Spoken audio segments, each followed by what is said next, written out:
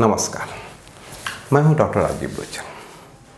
दोस्तों, आज हम लोग डायबिटीज़ के उस कॉम्प्लिकेशंस के बारे में बात करेंगे जिसके बारे में लोग तब जानते हैं जब वो बात आगे बढ़ जाती है, जिनके कारण से उन्हें बहुत ज़्यादा तकलीफ भी होती है, पैसे भी की बहुत ज़्यादा खर्चे हो जाते हैं और साथ साथ कुछ अंग भी गंवाने पड़ जाते हैं। कभी कभी पैर काटने पड़ जाते हैं या उंगलियां काटने पड़ जाती हैं, जो कि इंडिया या क्या वर्ल्ड में मोस्ट कॉमन काउ जब होते जा रहे हैं डायबिटिक फूट।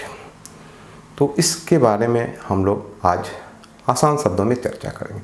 दोस्तों, ये ऐसा कॉम्प्लिकेशंस है डायबिटीज़ का जिसको रोका जा सकता है, बशर्ते उसके बारे में अगर आप जागरूक रहते हैं तो इसे पूरी तरह से रोका जा सकता है। दोस्तों, क्या क्या सिम्टम्स हों, क्या क्या लक्षण हों तो तुरंत जाकर अपने डॉक्टर से बात करने चाहिए अपने पैरों के बारे में। सबसे पहले, जब उसमें झिनझिनाहट आ जाए, अगर डायबिटीज़ के मरीज हैं, उनके पैरों में झिनझिनाहट आ रही हो या उनमें सुन्नापन हो गया हो, लगे कि कभी कभी लगे कि रुई पे चल रहे हैं, रात में सोने के समय या सोने के बाद पैरों में अकड़न हो, क्रैम्प आ जाए, तो समझना चाहिए कि हमें डॉक्टर के पास जाकर इसके बारे में बात कर लेनी चाहिए। इसके अलावा भी यदि पैर में एड़ी में क्रैक हो, कहीं पर भी लालीपन हो या किसी तरह के घाव हों या पैरों की जो नाखून है वो कलर चेंज कर रहे हों, रंग बदल रहे हों, भूरे हो गए हों, काले हो गए हों, खुरदरा हो गए हों, तो भी आपको अपने डॉक्टर से जाकर के समय रहते बात कर लेनी चाहिए, वरना ये परेशानी आपको आगे चल के बहुत महंगी पड़ेगी। और अगर समय रहते बात कर लेने से ये बहुत आसानी से, बहुत बढ़िया से इसको प्रिवेंट किया जा सकता है। इसके मेडिकली दो रीज़न होते हैं। एक तो वहाँ का ब्लड सप्लाई में गड़बड़ी होती है, दूसरा नर्व में परेशानी आ जाती है। दोस्तों, अब इसके बाद हम लोग थोड़ा सा सोचते हैं कि उसको बचाव कैसे करें। तो फर्स्ट ऑफ ऑल पहला 3 नियम याद रखें। Blood sugar control, any how आपको ब्लड शुगर को नॉर्मल में रखना है, ये सबसे पहला मंत्र है। दूसरा है इंस्पेक्शन, आपको अपने पैरों को देखना है ठीक उसी तरह से जिस तरह से हम लोग अपने चेहरे को रोज़ एक बार आईना के सामने देखते हैं, पैर में भी हमें देखना है। रात में कम से कम सोते समय अपने पैरों को अच्छी तरह से देख लें। क्या देखिएगा? किसी तरह की लालिमा तो नहीं आई है, कोई सूजन तो नहीं हो गया है, किसी तरह का कोई गिल्टी तो नहीं आ गए हैं, किसी बोन में डिफॉर्मिटी तो नहीं आ गए हैं, पैरों की उंगलियों के बीच में पानी जिसे लगना है वो तो नहीं हो गए हैं, या कोई परेशानी तो नहीं हो गई। पैरों की उंगलियां की जो नाखून होते हैं उसमें कलर चेंज तो नहीं हो रहे हैं, लाल ब्राउन कलर के या ब्लैक कलर के तो नहीं हो गए, नाखून कुछ खुरदुरापन तो नहीं हो गए। ये सब चीज़ आपको देखना है दोस्तों। तो इसके बाद आपको क्या करना है प्रिवेंटिव में, पर डे हमेशा देखिएगा, पर डे साबुन का पानी घोल में साबुन से अपने पैरों को धोना है और उसमें लोशन लगाना है। पैर को धोने के बाद सुखा करके उसमें लोशन भी लगाना है, लेकिन पैर की उंगलियों को एक कॉटन से, पैर की जो उंगलियां हैं उंगलियों के बीच में आप एक साफ कॉटन या तौलिया से साफ रखना है, सुखा करके रखना है, इसको कभी गीला नहीं करना है, वरना यहाँ पे इन्फेक्शन लगने की संभावना बढ़ जाती है पैरों की उंगलियों के बीच में। ये बात आपको हमेशा याद रखनी चाहिए। आपको फिर क्या करना है, हमारे देश में एक प्रवृत्ति है नंगे पांव चलने की, खाली पांव चलने की, जूता चप्पल नहीं पहनने की। घर के अंदर है तो जूते चप्पल नहीं चलेंगे, या लोगों को ऐसे लगता है कि नंगे पांव में ज़्यादा कुछ शक्ति हमें मिल जाएगी। ये ऐसा कुछ नहीं है दोस्तों, निगेटिव चीज़ ज़रूर होगी। डायबिटीज़ के मरीजों को नंगे पांव चलना मना रहता है।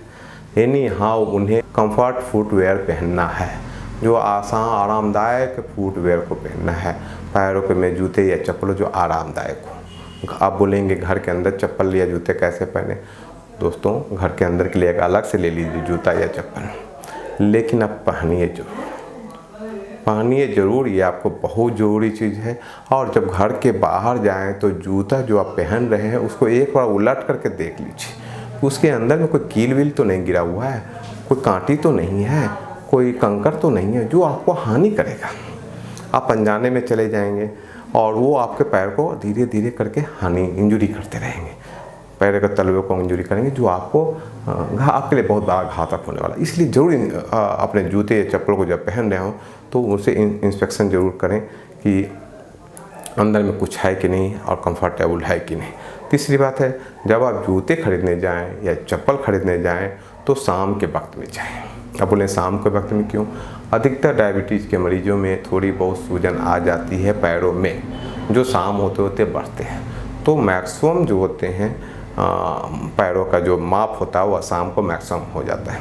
तो उसके बाद अगर हम लेंगे तो जूता जो या चप्पल लेंगे वो प्रेस नहीं करेंगे हमारे पैरों पे, इसीलिए हम लोग शाम को बोलते हैं। दूसरा, सिंपल वर्डों में, जूता ऐसा होना चाहिए जो फिट होना चाहिए।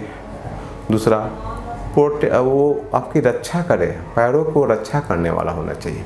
ये नहीं कि फैंसी ले लिए और वो रक्षा ही नहीं कर रहा, वो बेकार हो जाएंगे। थर्ड, वो आपको पैरों में प्रॉपर नाप में आने चाहिए, कहीं से भी वो प्रेशर ना डाले कि इधर से प्रेशर डाला वो आपको घाव बना देगा। इसीलिए आप सिंपल शब्दों में आप 1 नंबर ज़्यादा का जूता या चप्पल लीजिए। जितना आप 6 का पहनते तो 7 का लीजिए, 6.5 का लीजिए, कुछ थोड़ा बड़ा लीजिएगा तो आपको प्रेशर पॉइंट नहीं बनेगा। इसके बाद दोस्तों हम लोग को करना क्या नहीं है, क्या नहीं करना है। ये तो करना था, प्रिवेंटिव था तो करना था। कभी भी अपने पैरों के घाव को या किसी तरह के लाली को या कैलस या कॉर्न को अपने घर पे डायबिटीज़ के मरीज कृपया करके सर्जरी करके अपने से निकालने की कोशिश ना करें। ये आपका लेन का देन पड़ जाएगा, ये आपको बहुत बड़ी क्षति हो जाएगी आगे चल के, जो परेशानी में डाल देंगे। तो हमेशा याद रखिएगा कि अगर किसी भी तरह का प्रॉब्लम हो तो प्रॉपर जगह जा कर के डॉक्टर से राय लेके ही उसे निकालिएगा, या उसे जो बोलेंगे वो अपने से सर्जरी कम से कम पैरों का नहीं करें। नाखून काटे तो स्ट्रेट काटें, स्ट्रेट मतलब सीधा, ज़्यादा कटिंग नहीं, यहाँ रखिए कटिंग। हो सके तो एक असिस्टेंट के द्वारा किन्हीं को बुला लीजिए कि मेरे पैर के नाखून काट दीजिए, अपने से मत काटिए। वो भी आपको इनग्रोइंग नेल्स हो जाएंगे, किनारे में बढ़ जाएंगे जो बहुत पेनफुल होंगे, बाद में घाव का रूप ले लेंगे। तो इस कारण से भी नाखून काटने का एक तरीका होता है। उसी तरह से दोस्तों, अगर आप जूता पहनते हैं तो मुलायम से मुलायम जूता होना चाहिए, कंफर्टेबल होना चाहिए। और अगर सॉक्स जिसको बोलते हैं, मोजा यदि आप पहनते हैं तो मोजा होना चाहिए कॉटन का होना चाहिए, उसके ऊपर का इलास्टिक नहीं होना चाहिए, इलास्टिक फ्री होना चाहिए। और मोजा प्रतिदिन साफ़ होनी चाहिए या प्रतिदिन उसको चेंज करते रहना चाहिए। ये सब चीज़ें आपको हमेशा याद रखने चाहिए दोस्तों, वरना किसी भी दिन आपको हानि हो सकती है। और ये हानि बिना मतलब का हानि है, इसमें सिर्फ पैसे लगते हैं। पैरों के घाव में सिर्फ और सिर्फ पैसे लगते हैं और आप पेशेंट को तकलीफ़ होता है इसमें, और कभी कभी हानि भी हो जाती है, पैरों की हानि भी हो जाती है। इसलिए इसका बचाव जितना जल्दी हो सके, जितना, और बहुत आसान है बचाव। जो मैं शब्द बताया इसमें तो कोई ऐसा चीज़ मैंने बताया नहीं कि जिसमें बहुत पैसे लग जाएं या बहुत ज़्यादा परेशानी हो जाए। तो बचाव ही सबसे बेस्ट तरीका है और 100% हम बचा सकते हैं। Prevention is better than cure. तो आप बचाव के लिए जो विधियाँ बताएं इसे आज ही से अमल करना शुरू कर दीजिए मेरे दोस्तों, आज ही से और अभी से ही अमल करना शुरू कर दीजिए ताकि कोई देर ना हो जाए। थैंक यू, फिर मिलेंगे अगली वीडियो में। नमस्कार।